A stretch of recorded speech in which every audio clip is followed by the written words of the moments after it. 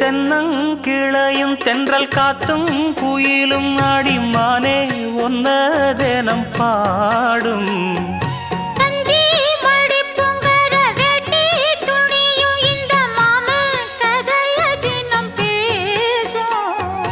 பொள்ளாச்சி சந்தையில கொண்டாந்த சிலையில சாயம் இன்னும் விட்டு போ